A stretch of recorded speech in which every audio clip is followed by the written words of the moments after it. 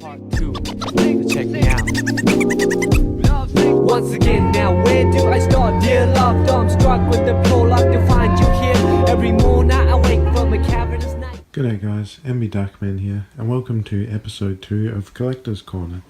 The production quality on this episode is going to be pretty low.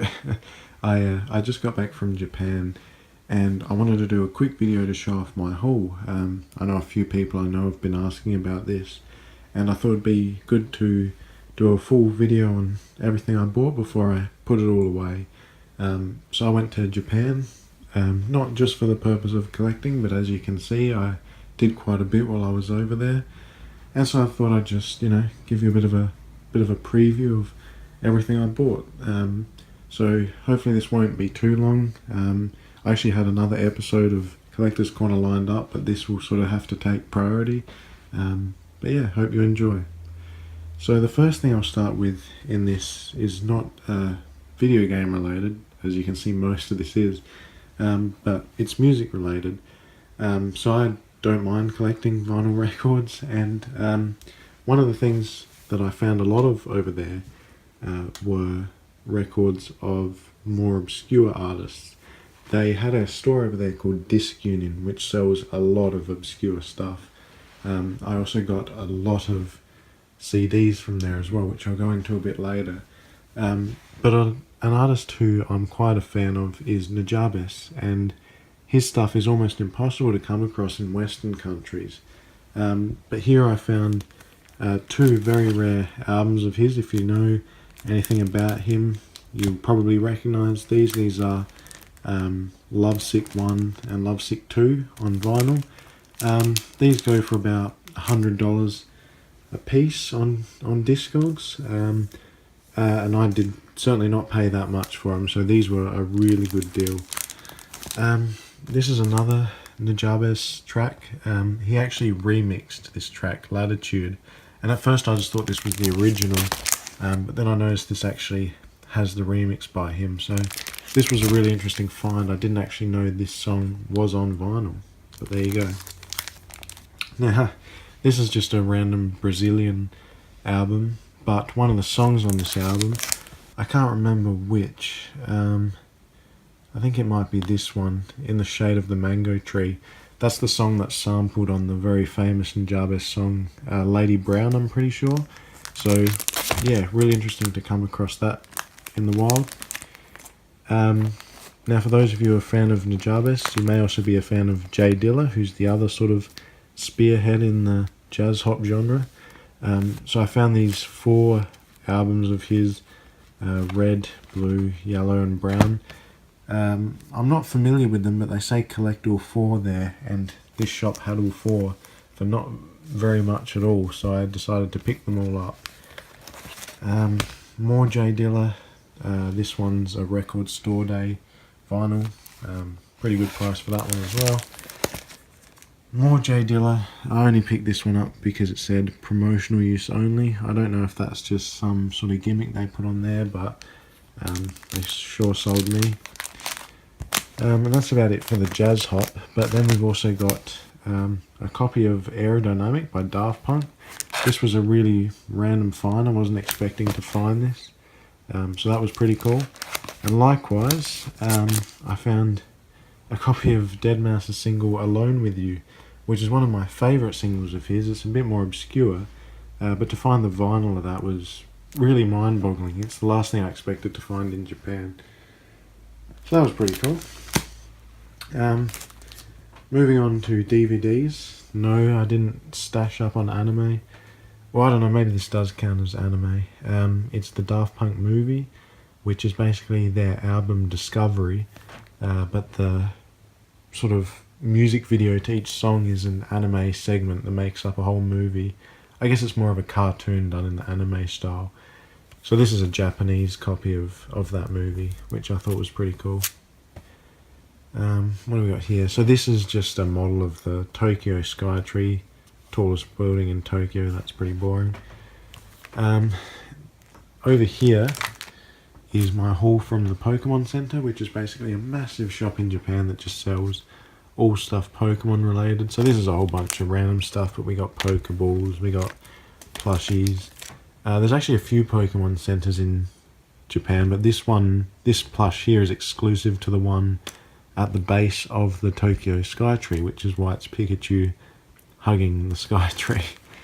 We got a Psyduck, we got random pins, I don't even know what this is, more Pokeballs, a really nice looking set of damage counters. Now, I don't play the Pokemon card game, although I do collect the cards, but this looks really nice, a bit better than the pieces of cardboard they used to give you. What else? And chopsticks, because why not buy a set of Pikachu chopsticks? Continuing on the Pokemon trend, of course, when in Japan, you have to get all the original Pokemon games. So these were the first Pokemon items ever released to the world.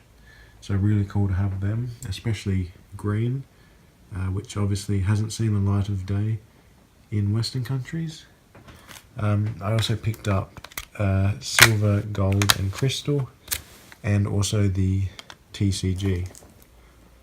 Continuing on the Game Boy trend, I also picked up Super Mario Land. Now, why that specifically? Well, I was actually going for all the Mario games boxed, but for some reason I was having trouble finding this boxed. So I just got it as a loose cartridge, and sure enough, I found the box copy the next day. So I probably didn't need to buy that. And then we've got these. So these are Nintendo Power cartridges. And what they basically are is legal flash carts. So if you didn't want to buy the game, you could buy one of these and pay a small fee, and Nintendo would load games on. That's why they've got these numbers on there, because you could load multiple games on.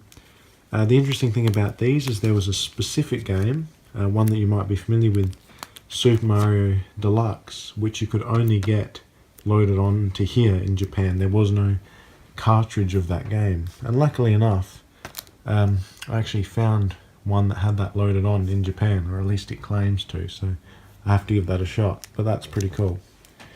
They also made a Nintendo Power cartridge for the Super Nintendo, exactly the same thing.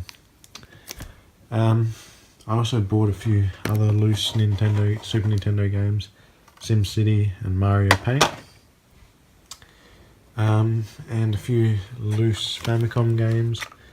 This Yoshi game, which I'm not actually too familiar with the name of. Loose copy of Super Mario Brothers, loose copy of Super Mario Brothers 3.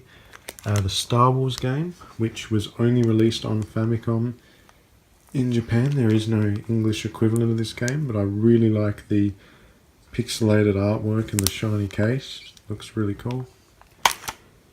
And then this game called Dragon Buster, which is, I mean, I don't even know what it is. I literally only bought it because it's gold, I will admit. So what else do we have? DS games. So, of course, your classic Super Mario 64 DS. Game & Watch Collection, a game you could only get through Club Nintendo. And this game. So, you may not recognise this game, but basically the big story with this game is that it allows you to use PictoChat in a game.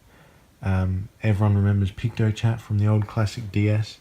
The big thing with this is it even works in a 3DS, which otherwise does not have PictoChat. So this game is the only way to get PictoChat on a 3DS. So really cool to pick that up for quite a cheap price.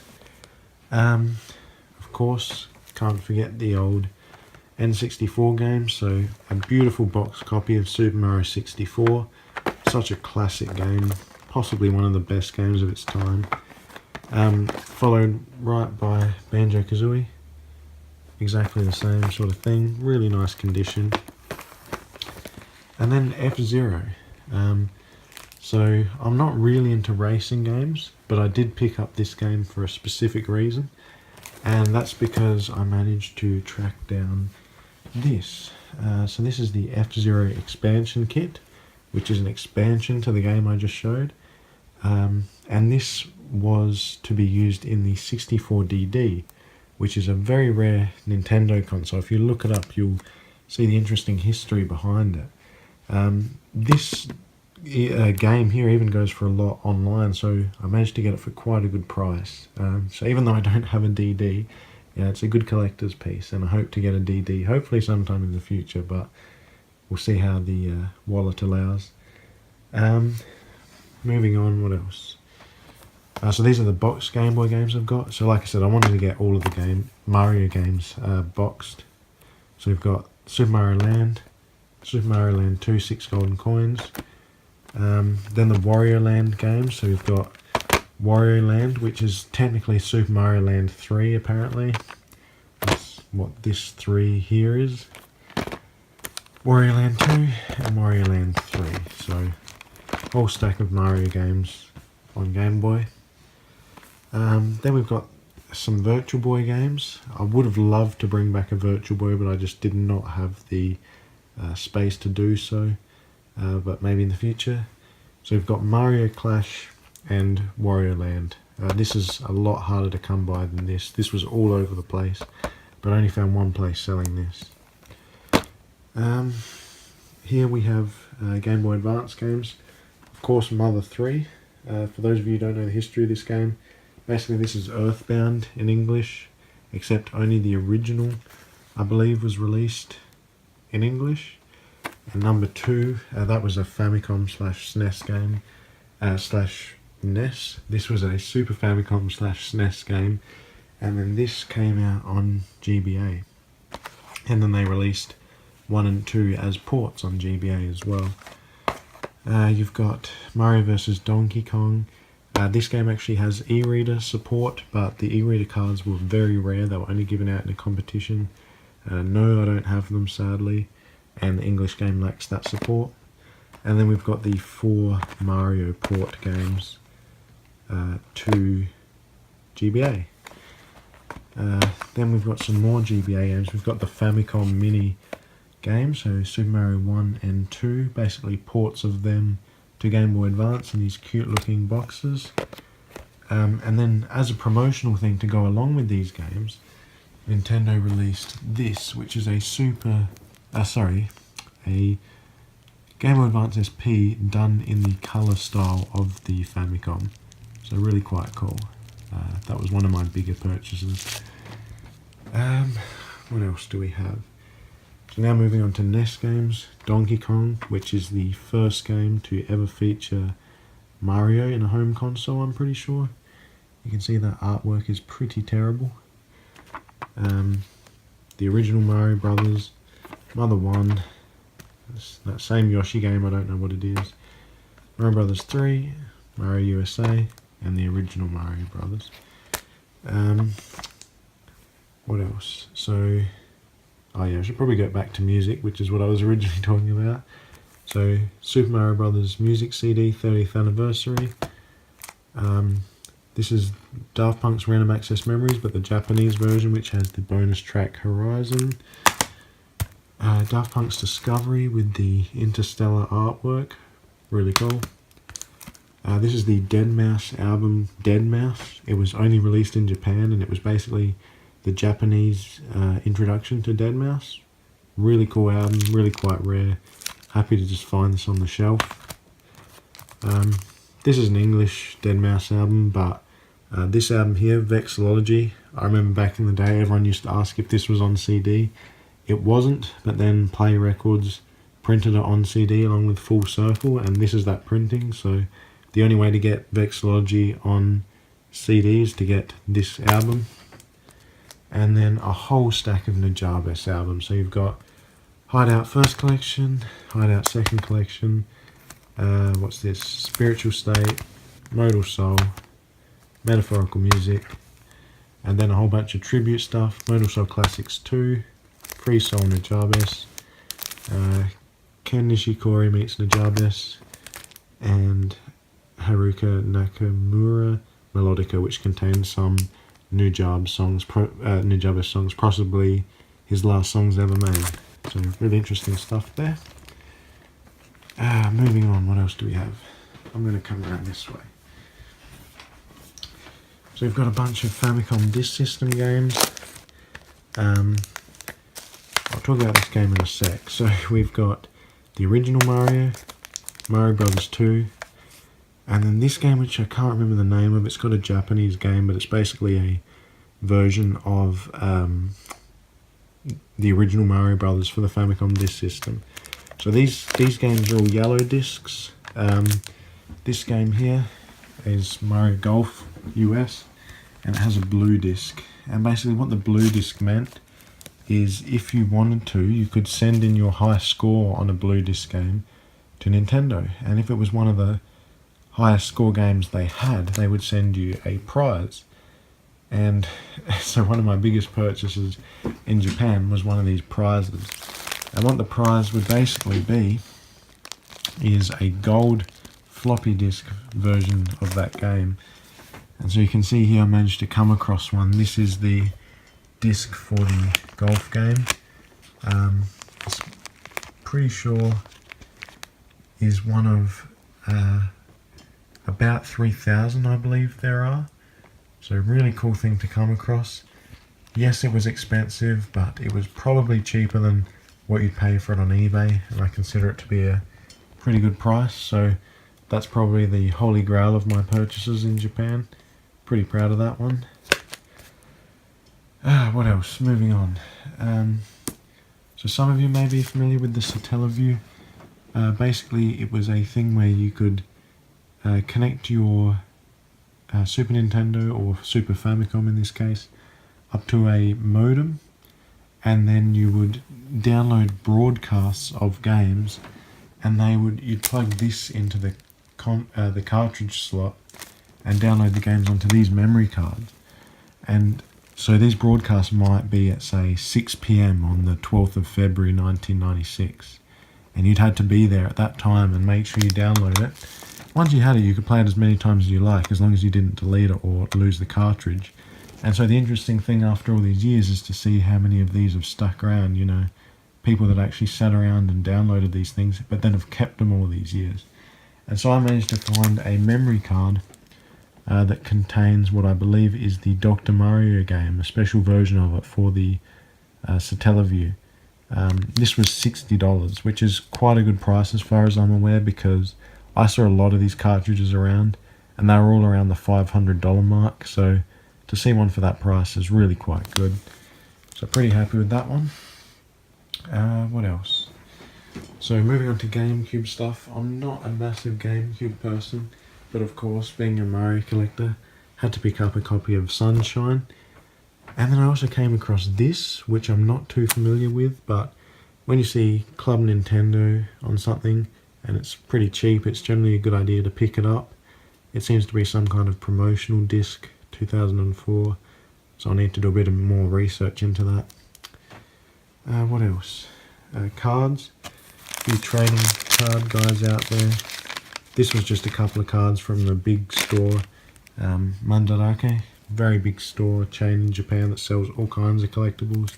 So just a few, you know, big name trading cards, your Mews and your Mewtwo's, Porygons, of course the classic Surfing Pikachu. I mean, this was the equivalent of $1, which is just insane. Then we go over here. So this was one of my other bigger purchases. This is an original Blue Eyes White Dragon. Such a classic Yu-Gi-Oh staple. Really cool looking card. Luckily it was 20% off, so I didn't pay that full price, but quite a nice card. If I can open this up. So yeah, we'll have a look at some of the other cards. We've got Dark Magician, again likewise, one of the first printings. A couple of weird pendulum cards, Fusion, Ixies, and Synchro. And then of course your classic full art Pokemon card, which is completely gold. These aren't too rare, but they're really cool looking. Then we'll move on over here. So you know my last video I covered the e-reader. Here we've got a Japanese one, which is a nice blue colour. Not really much more to say about that, except that this is the original version that lacks the GameCube, Game Boy connector port, I believe it is. Not too sure on that one, but yeah, on all other versions there's a port coming out here. Stack of Pokemon cards from the Pokemon Center. Not really much to see here. More interesting is these. These are boxes of Pokemon cards that you can only get at the Pokemon Center. whereas these you can get anywhere, I'm pretty sure. Not sure if I'm going to open these yet or not, but keep an eye out. Over here we've got some Super Mario Odyssey gachapons. So basically put $1 in the machine, turn the wheel, and these come out. I just bought 2 of them. There are actually 4 in the set. Probably should have kept on trying till I got the whole set, but I didn't, so sorry about that. I tried. What else do we have? Don't think I've gone through the Super Nintendo games. So we've got Mother 2, Super Mario Kart, Mario All-Stars, Yoshi's Island, or as they call it, Yoshi Island, and Super Mario World upside down. Here we've got PlayStation games. So as you may know, I'm a big fan of the Neverhood. So we've got the original Japanese version of the Neverhood on PlayStation, Clayman it's called. Then we've got the Skull Monkeys Japanese version, which is called Clayman 2. And of course, SimCity 2000, such a classic game. Gold Wii Wheel, basically a Japanese Club Nintendo exclusive. These are generally pretty expensive on eBay when I've seen them. This one cost me the equivalent of 20 bucks, so pretty good. Over here, the classic item to bring back from Japan is a trading card brick. You know, you pay, what's that, 5 bucks, and you basically get a massive stack of cards like this. You know, the 2N ones are shinies, but it could be junk in the middle, but who cares, you paid 5 bucks kind of thing. So just something to bring back if you can spare this much volume and weight. And just looking over, I think I've pretty much covered everything. So I did miss something, of course, and that was my books. I can't read Japanese, so these are pretty useless to me reading wise, but the artwork in them is really cool. This is a Super Mario World guide, just really awesome looking, and these were like a few cents at second-hand shops, so you know, how could I pass that up? I don't know what these 2 books are. They're very similar, but they're different. They're just some kind of art books, and they have some very unusual artworks in them that I've not seen elsewhere. Just really cool to look at, and I'd be really curious to know what the story behind these are. You know, just really interesting stuff. Again, guide to Super Mario Maker. I'm pretty sure this is all the official levels in the game, but again, just the artwork and the presentation is really quite nice looking. So I got all of those books from second-hand shops, except this one I bought brand new because, you know, I couldn't resist this. It's basically a full encyclopedia of Mario games from basically since they started releasing them up until Mario Maker in 2015. So really cool stuff. Definitely keen to give this a look through, see how they catalogue the games historically. Really quite interesting. And how could I almost forget the Pokemon golf balls? I don't play golf at all, but these looked really nice on display in the Pokemon Center. If I ever open them up, I'll show them on this channel. I also forgot this Super Potato sticker. Super Potato is just the most famous retro game store in Japan, and this is just a sticker from there. If you can see anything that I haven't covered, make sure you leave a comment in the video and I'll try and get to it. But yeah, that's pretty much a very quick video just covering all my purchases. Hopefully I'll go into more detail on some of these at another date. But yeah, just thought I'd do a quick video. I'm really tired and I'm about to put this stuff away, but I thought I'd try and get it all in one video. So sorry if I missed anything or made any mistakes, but thank you guys so much for watching. I'll see you next time. This has been nbduckman.